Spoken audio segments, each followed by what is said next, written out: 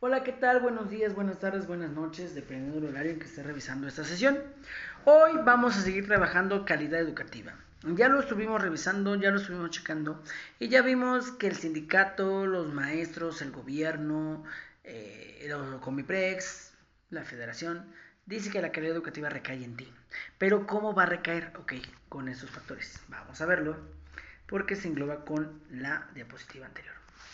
Se engloba con uno, la pertinencia y la relevancia. ¿Cómo se engloba esa pertinencia y esa relevancia? Dice que la relevancia no se puede hablar de calidad educativa si el sistema educativo, la escuela, la zona, los maestros, no está siendo capaz de qué? De propiciar el aprendizaje significativo, de no saber emplear el aprendizaje de manera útil en la vida cotidiana. Eso es relevancia. Maestro, todo conocimiento le tiene que servir al alumno el día de mañana. Si todo lo que le haces le aburre, no hay una relevancia. Si todo lo que haces y te cuestiona el alumno, ¿y para qué me sirve en mi vida? No hay relevancia. Porque todo lo utilizas en la vida cotidiana.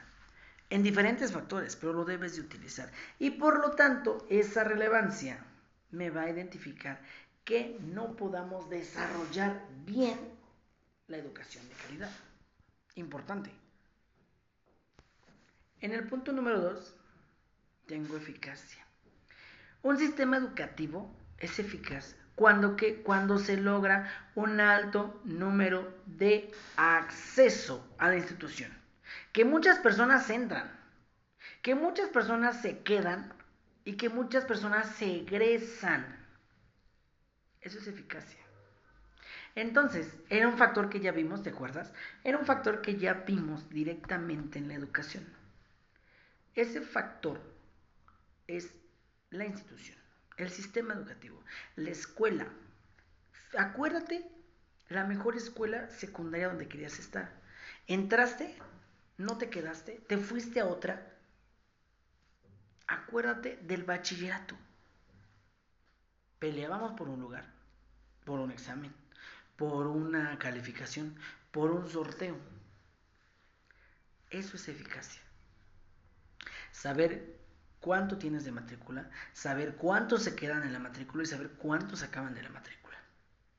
Y aquí son los indicadores: acceso a la escuela, cobertura, permanencia, deserción, eficacia temporal, logros de aprendizaje y reprobación, repetición, promedios de escolaridad, analfabetización. Esos factores creo que ya los vimos, no todos, pero ya los vimos. Incluso venían en el examen, si no me recuerdo. Venían en el examen. Entonces, el segundo rublo para la calidad educativa es la eficacia. Y esta eficacia va a seguir la siguiente a nivel estadísticas. Según el acceso a la escuela, 4% de niños entre 4 y 14 años no asisten a la escuela.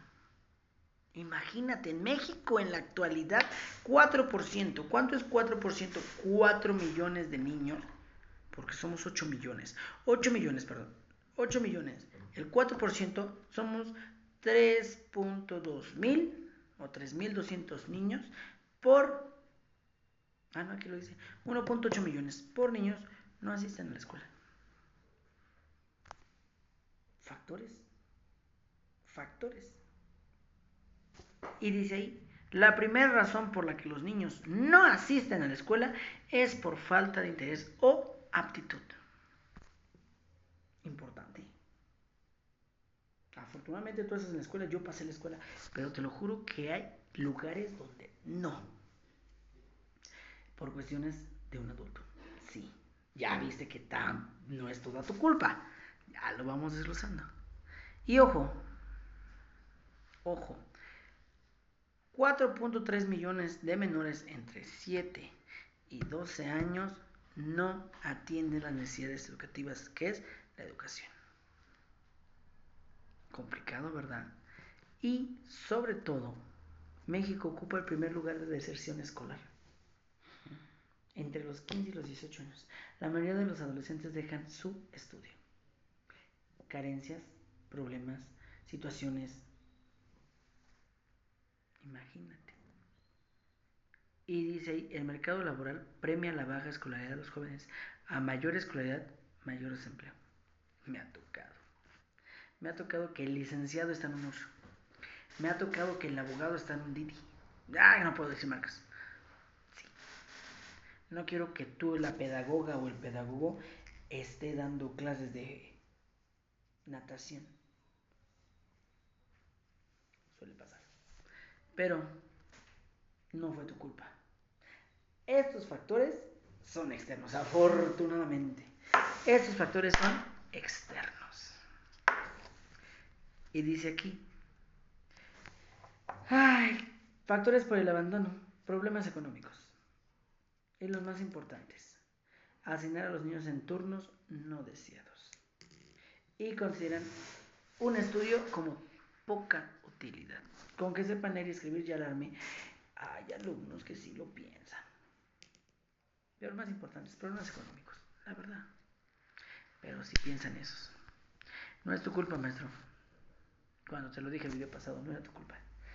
Y ojo, en México, por cada 100 niños que ingresan a la primaria, solo 76 concluyen secundaria. Imagínate. Y el país con más proceso negativo es Chiapas. Chiapas. Imagínate. Difícil, ¿verdad? Entonces, la eficiencia, sí es tu culpa. Pero hay factores externos que tú no controlas. Lo más importante, factores externos que tú no controlas. Problemas económicos, problemas familiares, problemas de identidad, problemas geográficos, problemas estructurales, problemas emocionales, problemas de salud. Sí, tú no controlas, maestro. Eso es importante, grábatelo. Los problemas de la eficacia son factores que tú no controlas. El punto 3, eficiencia. ¿Qué es eficiencia? Los recursos, de manera posible. Ok, tampoco no son todo tuyo. ¿Cuál es esa parte de la calidad de la eficiencia? Las escuelas, la infraestructura, maestros, la infraestructura. Una escuela tiene que ser llamativa, atractiva. Pero en ocasiones en México, te lo juro que hay escuelas que carecen de luz, agua, drenaje. La primera escuela que yo entré carecía de agua y luz. De verdad. Era una escuela a media construcción. No tenía agua. Te lo juro que me tocó construir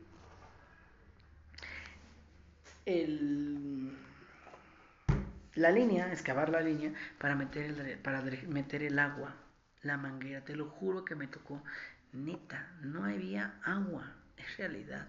La eficiencia sí es un factor que tal vez a ti no te compete tanto. Y hay escuelas que no tienen computadoras, no tienen internet. La mía no tiene internet. La mía no tiene computadoras. Lo necesitamos porque están pidiendo calidad educativa. Y en la calidad educativa pedimos globalización. ¿Cierto? Muy difíciles.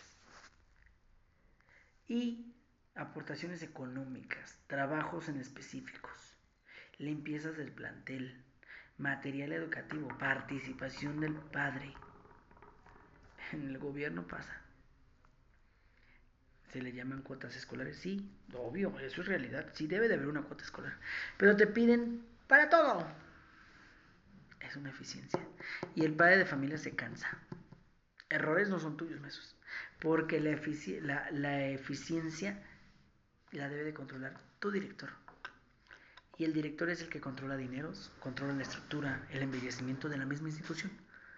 Y si no está bien estructurada esa escuela, no tiene alumnos. Y tengo el problema del punto número 2, eficacia. Sí, es tu culpa, pero no es para tanto, ¿verdad? Me la manché en el bloque pasado. Okay. La equidad. Aquí sí es tu culpa. Aquí sí es tu culpa esa calidad. En la equidad, maestro, una educación con equidad es la que tiene en cuenta las desigualdades de situaciones de los alumnos, de la comunidad y de la escuela. Hay que ofrecer un apoyo especial, un plus que se requiere con el objetivo que todos alcancen el aprendizaje. Así. Entonces, el problema en las escuelas, porque desaparecieron los UCICAM, desaparecieron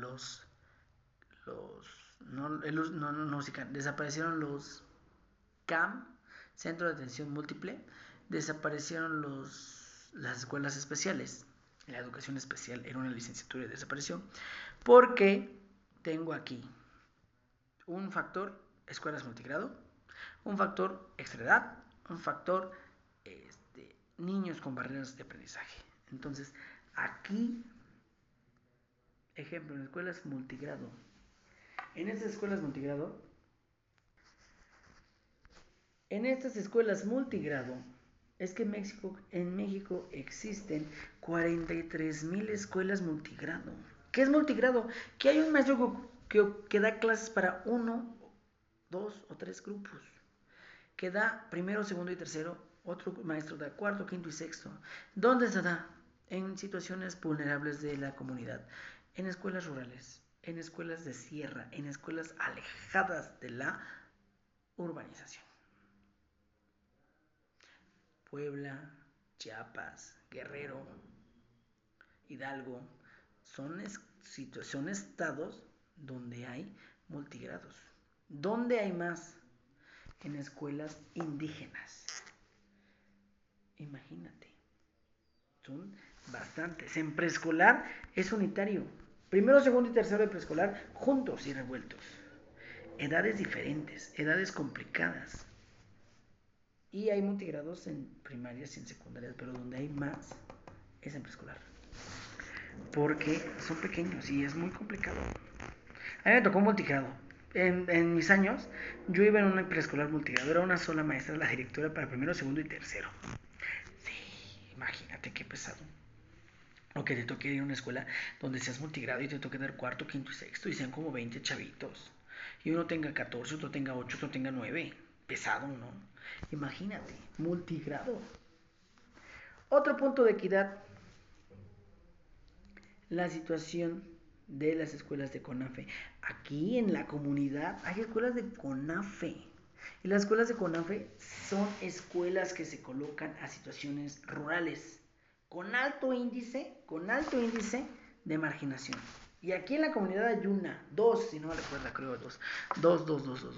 Entonces, una equidad, sí CONAFE, una equidad, sí el multigrado, y otra equidad, la distancia de la población de su vivencia. Los poblados son largos, son muchas carreteras, son muchos caminos que me lleva a que tarden horas en llegar. De verdad. Hace 5 años me invitaban a un proyecto de un trabajo de campo. La escuela estaba lejísimos, hasta la parte del diablo de un cerro.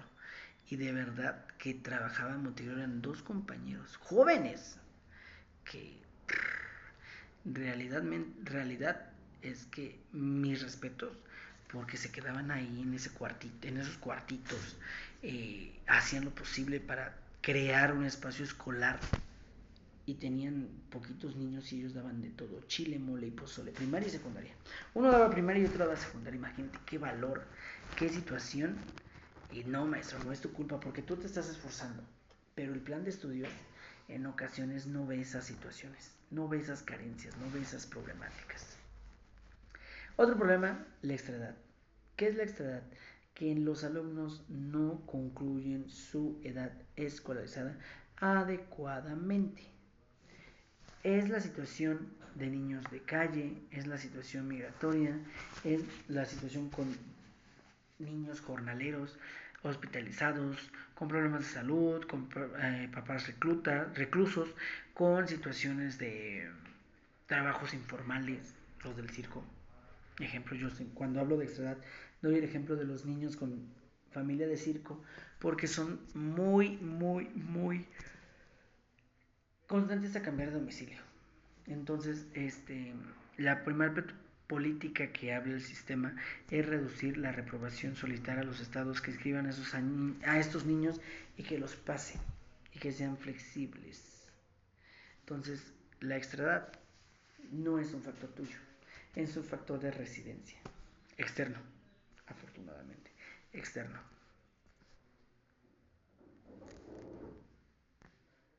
Y finalmente, el impacto. En el impacto es El sistema educativo consigue que los aprendizajes sean asimilados con durabilidad y con su comportamiento individual en la vida cotidiana. ¿Qué indicadores tengo? Híjole, tampoco es el problema, pero tú los educaste, maestro, tú los enseñaste. El nivel educativo, la analfabetización, el empleo, el promedio escolar y el rezago escolar. Ok. No es tu culpa, maestro, pero aquí sí entramos de lleno. Primer punto, alfabetización. Realmente existen personas que todavía no tienen la escolaridad real, que por el abandono escolar se van por extraedad y que no saben leer y escribir. De cada 10 personas que no saben leer y escribir, 6 son mujeres y 4 son hombres. Y estamos en pleno siglo XXI. Y de verdad que existe. Voltea a tu alrededor y fíjate cuántas veces asisten los niños a la escuela. Va a haber papás cumplidos, pero hay papás que no. Y hay papás que con que el niño medio pase, ya la armó. Imagínate. El 32 millones de mexicanos están en rezago social. Por analfabetas, porque no han concluido la primaria, porque no concluyeron la secundaria. Imagínate. Y el INEA, en la década pasada, certificó a 1 millón de alumnos en INEA. ¿Alguien ha trabajado INEA? Si no han trabajado INEA, es un factor muy pesado, porque tienes que buscar a tus personas mayores. Pero imagínate darles clases a los adultos y reeducarlos. Nunca he trabajado esa parte, me han invitado, pero nunca, entonces, pesada, muy pesada. Promedio, híjole, maestro, promedio, sí es tu culpa. Promedio, México se encuentra con un promedio escolarizado de 8.5. Pero, la calidad educativa pide 9.2. 9.2. Los países latinoamericanos con más calidad educativa son Chile, Cuba y Argentina. Sus alumnos son de excelencia. En México, no. Ocupamos el lugar 74 de 168 países. Medio, vamos a poner. Estamos a la mitad. Pero híjole, ¿dónde se hacen esas pruebas? Bueno, por PISA, por Mejoredo, por exámenes que en algún momento nos hacen para hacer la excitación global. De hecho, hay una película de Eugenio Derbez que se llama Radical, que habla de ese tipo de exámenes del promedio escolar. De esa trama se centra la película. De hecho, te la voy a dejar de tarea. Eso que lo vamos a ver. Te voy a dejar de tarea que veas esa película, pero que la veas de manera impactante por cuestiones de calidad educativa. Porque, híjole, sí son bastantes. Y sí se ven problemas y factores que no son tu culpa, pero que te engloban, que te hacen ser propio de ese problema. Porque al final, si tú no das lo mejor de ti, si tú no motivas, si tú no incentivas, si tú no haces que el alumno le interese la escuela, ya lo ves aquí. No van. Y aquí está. No van, aquí lo menciona.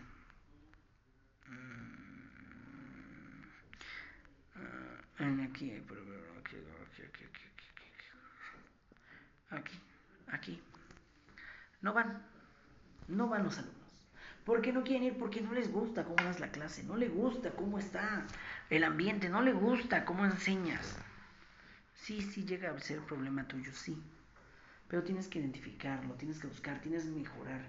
Y maestro, para que un plan de estudio funcione, por eso evaluación curricular dice que debemos de tener todo ordenado. Y tú como maestro, el primer ordenado debe ser tú. ¿Vale?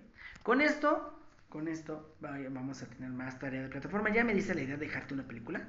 Ya te voy a dar la película, pero ojo, necesito que vaya checando plataforma, necesito que vaya checando el proyecto. Cualquier duda y cuestión, me lo revisas, me lo dices, por favor, ¿vale? Un gusto saludarte y nos vemos la próxima.